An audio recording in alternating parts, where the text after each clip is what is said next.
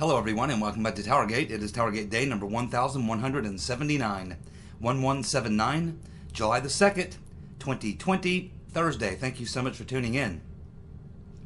Alrighty, let's go ahead and get to the news of the past 24 hours. Let's start right here. Well, it looks like the summer of love is over. Yes, the summer of love is over. The decree coming from Mayor Jenny Durkin, the Jerkin Gherkin. It appears that the Seattle cops issued the order to disperse at 5 o'clock a.m. at the autonomous zone, otherwise known as the CHOPS, on Wednesday morning. There were some resistors. At this time, it's being reported there were 23 people who were arrested. The cops were in full riot gear and did deploy some pepper spray on some of the holdouts. But at this time, it is safe to say that CHOPS no longer exists in Seattle. Now, this has something to do with the fact that the mayor was under considerable pressure, facing lawsuits, businesses picking up and leaving, eroding the tax base, of course, complaints from private property owners. This initially got the Jerkin Gherkin's attention, but she still wavered for several days. It really wasn't until the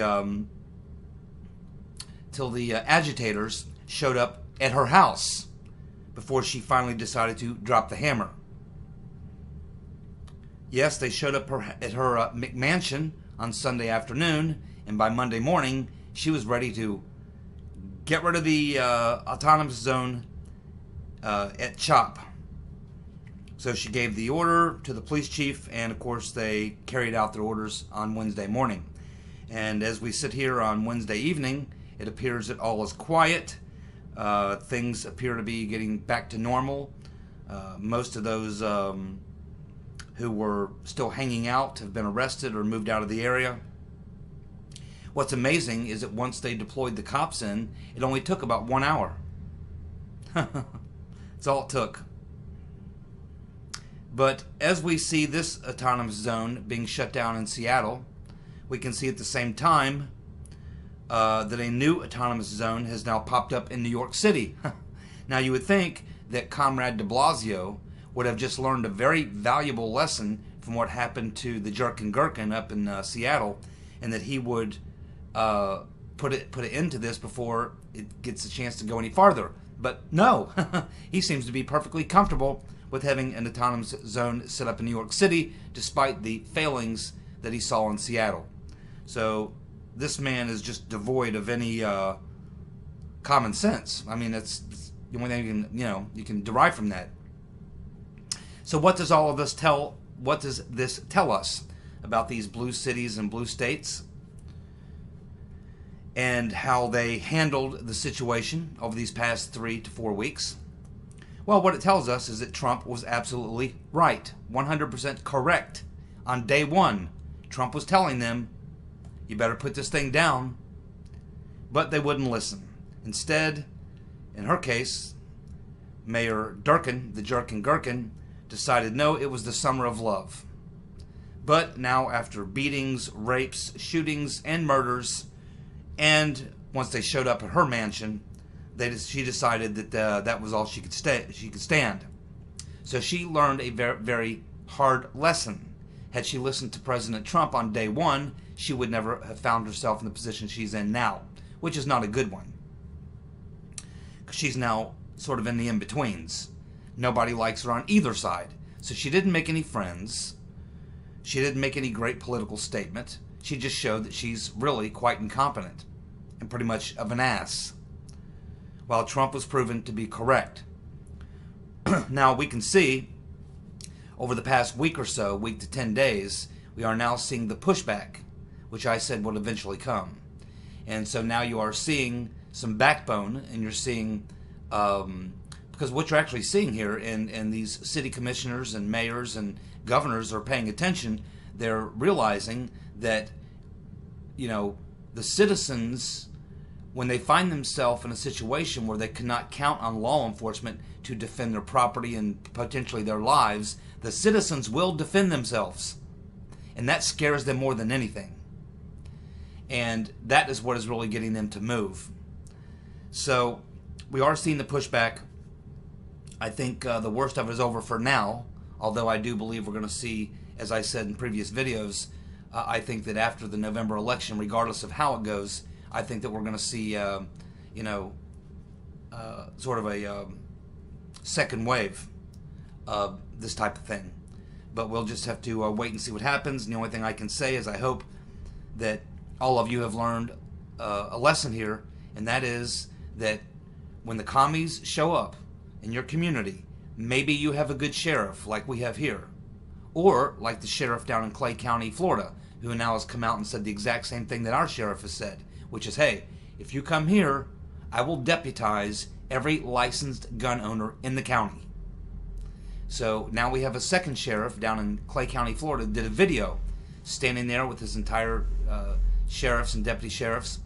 And that's exactly what he said. Hey, if you come here looking for trouble, you will find it. Because I will deputize every gun owner in the county. Same thing our sheriff said. And I think Sheriff Jones was the first one to do it. Now, I think that this is what you need to see all across the country. Is sheriffs all across the country. They have the power to deputize. And every sheriff across the country should come out and say the exact same thing, that if you come here, I will deputize every gun owner in the county. So don't come here. Because if you come here looking for trouble, you will find it. And that is the message that all sheriffs across the country should be sending. And they'll get the message, believe me. I don't really know how the mobs would do in a place like where I live.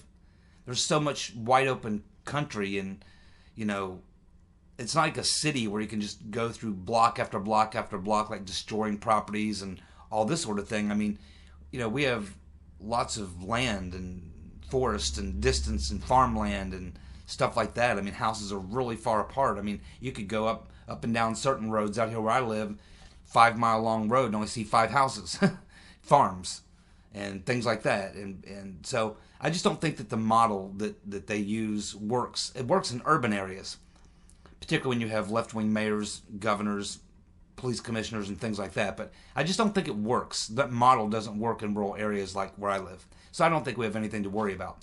But I think it is important for the sheriffs to come out and make it perfectly clear that they do have the power to deputize citizens in their counties.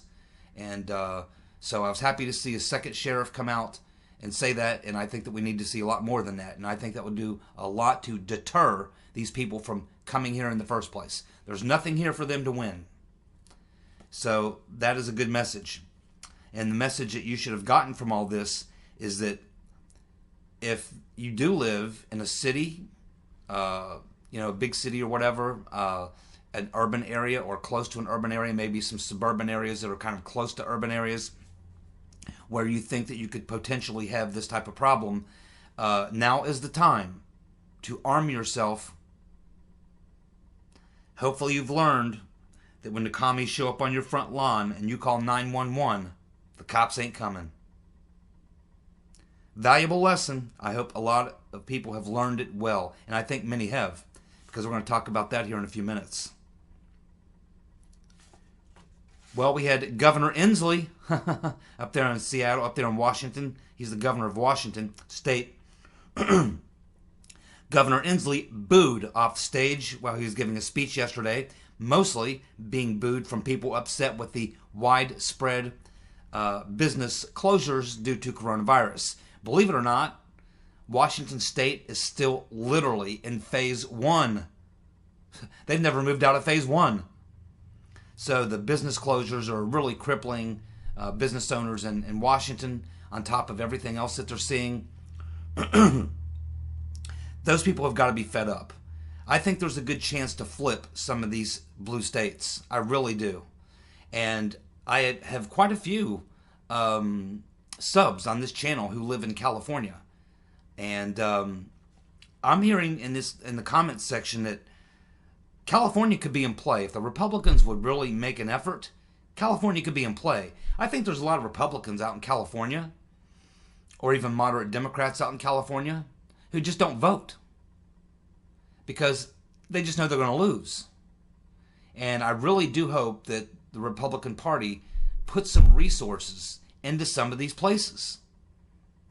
Because a lot of times in California, Oregon, Washington, you have some Republican districts out there. It's just that most of the Democrat votes are concentrated in the big cities where a lot of the votes are. Excuse me. And a lot of the Republicans that live out in the suburbs, out in the country, I mean, they don't bother going into town to vote because they know they're not going to win. So there's a lot of Republicans that just don't vote in these places. But if the Republican Party would go out there and actually fight for some votes, especially now, this is a key time, and run Republican politicians in these areas, Washington, Oregon, California, need to go run on safety and security as their number one issue.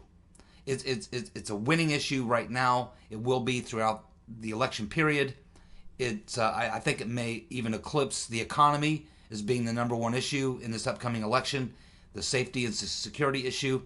And it's an issue where you can really do well with the women vote, white suburban women who generally lean Democratic.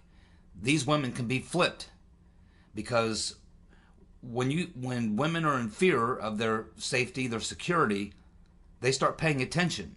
And if they're paying any attention at all, they know that they're not going to find any comfort, any feelings of security from Democrats. They're the ones who are essentially advocating for all the garbage that you see happening in these places. I think that there is some opportunity there, and I would absolutely, if I were the Republican Party, I would be working these areas. Now, I know my good friend out there in the Great Northwest, Peter James, is probably smiling ear to ear right now because he knows what I'm saying is true. And, of course, he probably enjoyed watching Governor Inslee getting booed off stage. He's no fan of Governor Inslee, trust me. So anyway, yes, Peter, hopefully you're enjoying that. And just so you know, there's a lot of Republicans in other parts of the country that value the West Coast. We haven't given up on the West Coast. I remember when California was Republicans. I remember when Republicans ran California. Ronald Reagan served 2 terms as governor. Pete Wilson had 2 successful terms as governor. I mean, he was a pretty popular governor in California. And he wasn't what I would consider a great Republican, but he was okay, for a California Republican, right? And so I think we have a golden opportunity, and I hope the Republican Party sees the opportunity, and I hope they seize the opportunity. It's right there, laying right in front of them. All they have to do is go in and take it. And some of these polls that you're seeing, my friends, showing states, even like Ohio, is possibly now being maybe flipped to Biden. That's insanity. Trump won Ohio by 11 points in 2016, and he's more popular here now than he was then. Trump's going to carry Ohio by at least 11 points against Biden. I think he's probably going to carry Ohio by 13, 14, 15, maybe 16. I think Trump's going to kick ass in Ohio.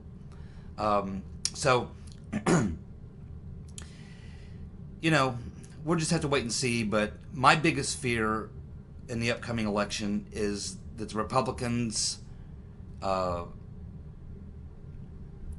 just not very good at elections. I mean, they're really not. If it wasn't for their supporters, they'd be helpless and hopeless.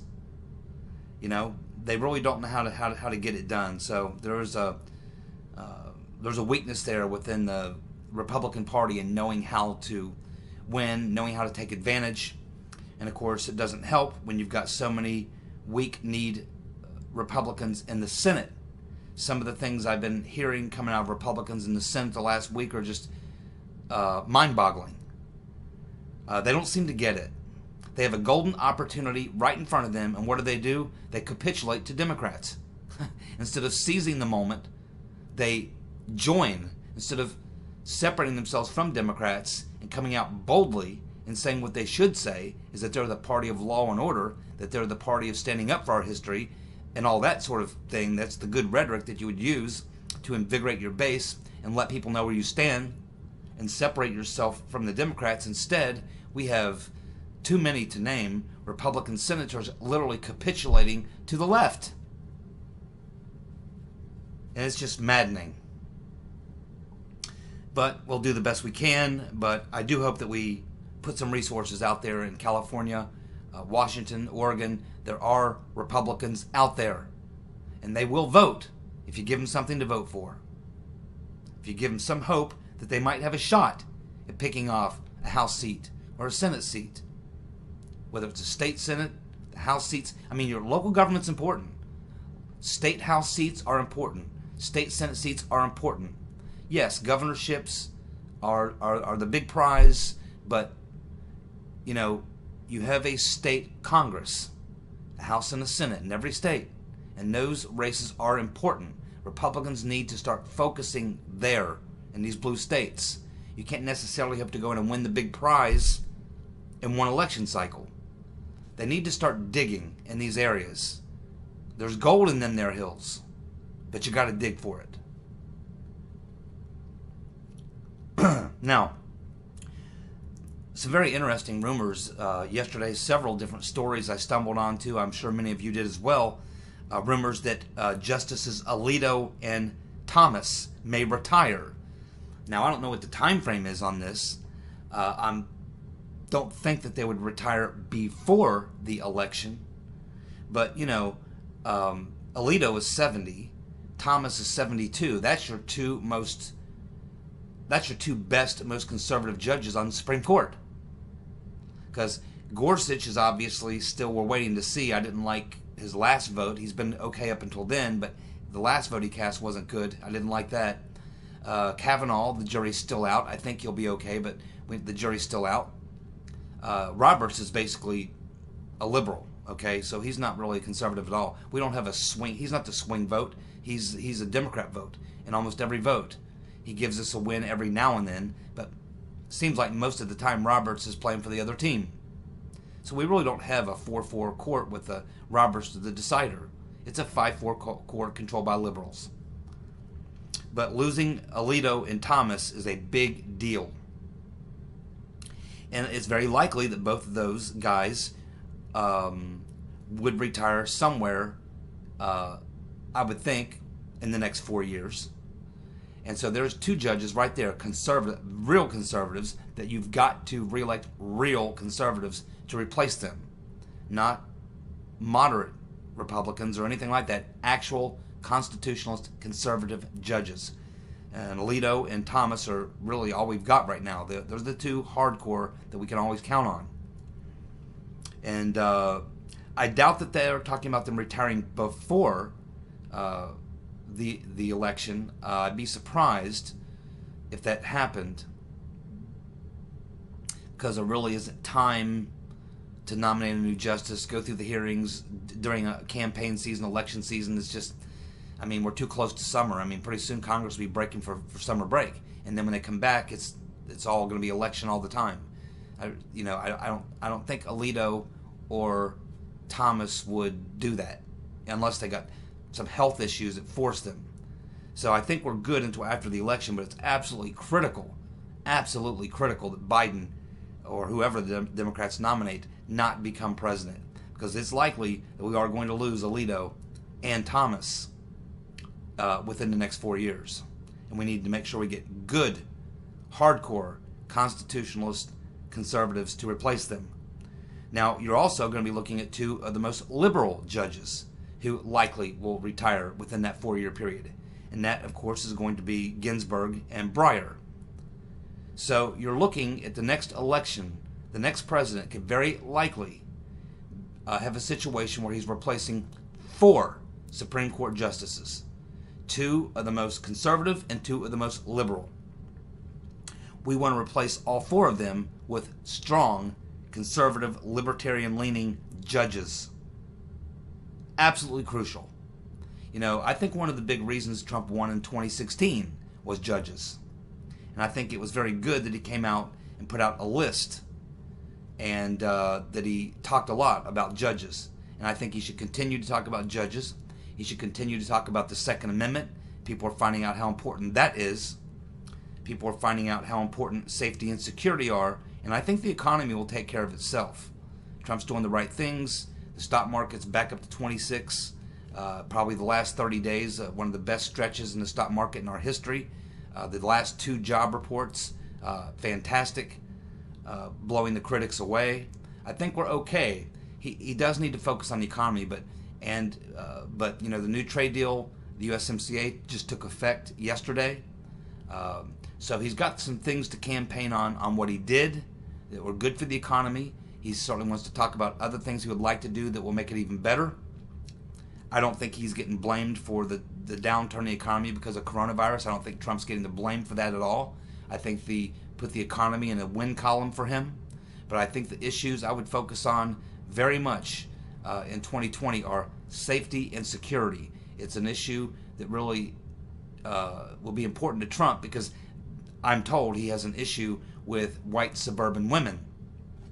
And white suburban women are paying a lot of attention to the safety and security issue right now. But yes, we'll keep watching this deal on the judges. Again, I don't think any of these judges are going to be going before the election, unless there's a health issue or something. But there's no question that in the next 4 years, you're likely going to have 4 judges. Major, major deal. Trump definitely needs to talk about that as a campaign issue. I know Biden will, and the Democrats will. Now, the reason I was saying that talking about the safety and security issue is so important, people are watching what's going on around the country. They're watching people call the cops as the commies are encroaching on their front lawn, climbing all over their vehicles, and they're getting police dispatchers saying, sorry, they got a permit to protest. Nothing we can do. Let them climb all over your car, drag you out of the car, beat you and kill you. Nothing we can do. Sorry, the commies are on your front lawn. Sorry. Cops ain't coming. You are responsible for your own security. Millions and millions of people clearly understand that. You know how we know? We know because firearm background checks in the month of June shattered the previous record. In fact, we had almost 4 million requests for background checks in the month of June.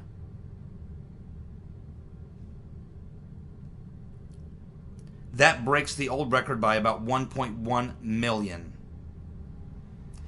Over 25% more people getting background checks to purchase firearms than we've ever seen before. Yeah, people are going out and arming themselves. What does that tell you? That tells you that they don't feel terribly safe. They don't feel that law enforcement can protect them. And they are right. Safety and security is going to be a major, major issue that people are definitely going to pay attention to. Biden wants to take your guns.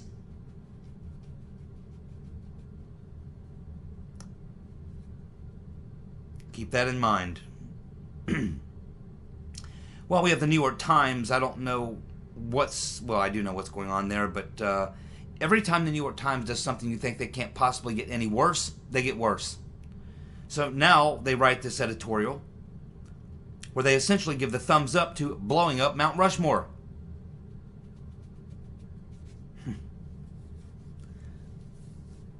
This is what we used to call the paper of record. The old gray lady now endorsing blowing up Mount Rushmore.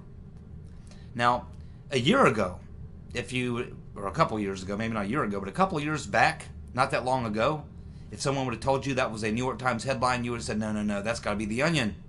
It's got to be a joke. Is it April Fool's Day? No, they're serious. Giving you the thumbs up to blow up Mount Rushmore. It's not going to happen, though, because they have a good governor there in South Dakota.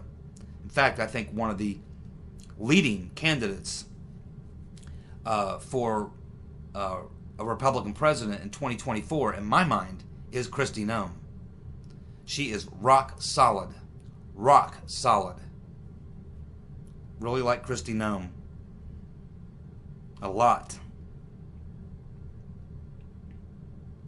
Well, there's a rumor yesterday that Trump is done with Jared Kushner's woke shit. quote, that's a quote, that Trump has said he is done with Kushner's woke shit, and he's done taking his advice. Good. Jared is a liberal, and I would hesitate to take his advice. And Ivanka is also a liberal, by the way. They're both liberals. I mean, that's the truth. They run around, look at their friends they hang out with in New York, or did. Probably not so much anymore. Probably been blown out of the club. But, you know, their friends, the people they hang out with, are a lot of liberals.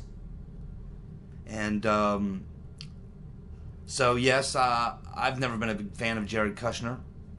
I think Ivanka's smart. I think she's capable. I think she's done a good job on some things that Trump's put her on to. But the liberal side of some of that stuff we don't need. So I think Trump's making a good decision here by not taking Jared Kushner's advice anymore. That's a good thing. And I do believe that there's going to be a bit of a shakeup in his campaign, and there should be. I think Brad Parscale has a lot of good qualities. You definitely want him on your team, but I don't know if I want him the head guy. I don't like that he's the head guy.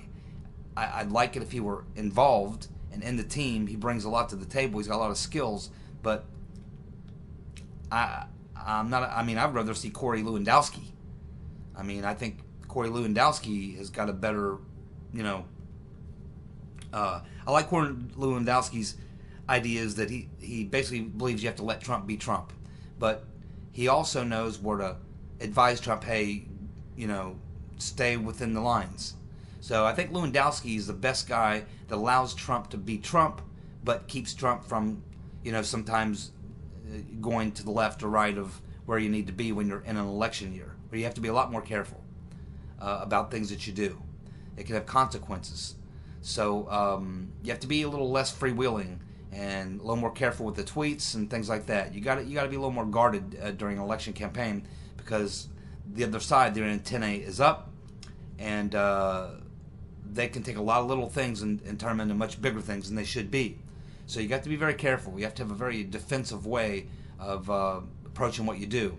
So it's tricky. You want Trump to be Trump, but you know he has to understand that there's a slither of people in the middle, in that independent group, that you have to be very careful that you don't lose those people, because they're there for the taking. So yeah, I would like to see a bit of a shakeup in the campaign at the top, and I think we'll probably see that.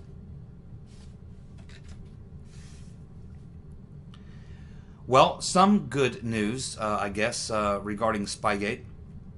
Something not being talked about very much in the last 3 or 4 weeks, or just nothing out there, to be honest with you. Everything is coronavirus or riots. But we are learning that the Senate Judiciary Committee, of course we learned from Bill Barr, that Durham, despite not being able to convene grand juries and things like that, he's working in areas where he can work. And we know Jeff Jensen's now on his team. We know John Bash is now on the team. We have this U.S. attorney from New York that specializes in RICO. So there are a lot of things going on. And Barr has basically given quite a few interviews lately. Says yes, I mean we are going to prosecute the people who broke the law, this sort of thing. So I mean I think you know, Durham just runs a tight investigation, doesn't do leaks or anything like that. So I mean I feel pretty good that things are moving.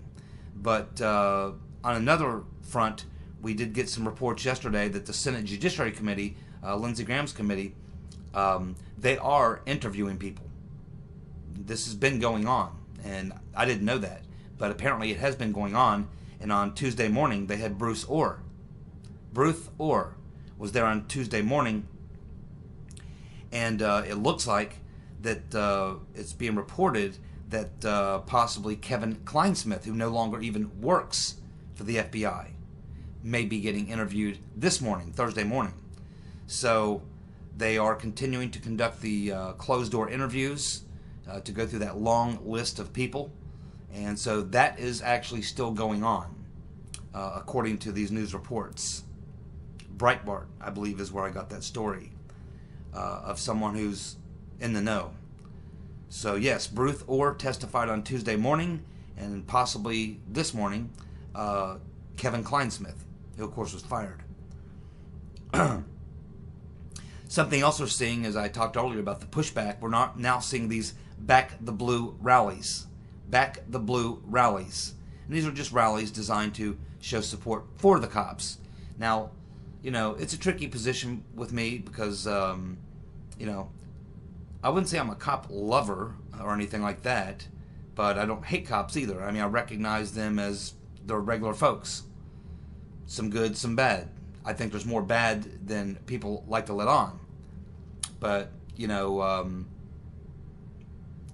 and I do understand that, you know, they're not necessarily there to protect my property. That's my job. Their job is to write tickets and keep things from getting out of control or whatever. But a police presence does lower the crime rate. Just the presence of a cop lowers the crime rate. So I wouldn't put myself in the cop lover category, but I think you got to have a police force. And I just wish they'd do a better job of weeding out the bad cops, because there are plenty of bad cops. It's not 1%. It's more than that. But I guess at this time, when you see what's going on across the country, I think I can kind of get behind this Back the Blue rallies. I don't want to get into cop worship or anything like that. I don't worship them like heroes or anything like that. To me, a hero is a dead guy in a cemetery somewhere with a flag-draped coffin. That to me is a hero.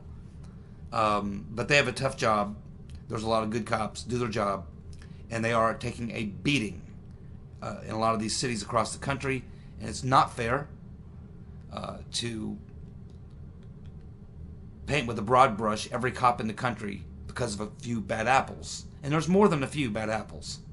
Most of them, I think, are doing their job, good guys. But there are some bad ones. And sometimes you can get a bad cop who can make other good cops become bad cops. And that's why you got to get rid of the bad ones. Because sometimes a bad cop can influence the young new cops and make them into bad cops too. And that's really important. So I am, I guess, happy to see, again, I'm not into cop worship or anything like that, but I am happy to see these Back the Blue rallies springing up now in cities all across the country. And I do think that this is probably a good thing. I do believe that this could create some interesting situations, and we'll just have to continue watching to see how that plays out. We had Sidney Powell, who did a very good interview on American thought leaders. I recommend you watch the interview. She did say that there are more documents coming. She says she knows for a fact that there are documents that she knows from her court hearings with the crooked Mueller attorneys. She says she knows from the court hearings that there are documents that do exist that have not been released, probably because they're part of Durham's investigation. But she says there are some really important documents that are going to be very revealing, more damaging, revealing documents that she knows exists. They're just not been made public yet. So I'll be looking forward to finding out what she's talking about. And of course, I don't know how many of you watch Lionel Nation. I like Lionel. He rambles too much for me. I like him, but I'm an information guy. I try to get a lot of information in a short period of time. He's entertaining, and I like Lionel. But I think he asked a good question on a video a couple days ago, where he said, "Is the never-ending Black Lives Matter protest just a ploy to distract from Obamagate? Is the never-ending BLM protest just a ploy to distract from Obamagate?" Yes, Lionel, I do believe so. Thank you so much for tuning in. I'll be back tomorrow with more TowerGate. See you guys. Bye.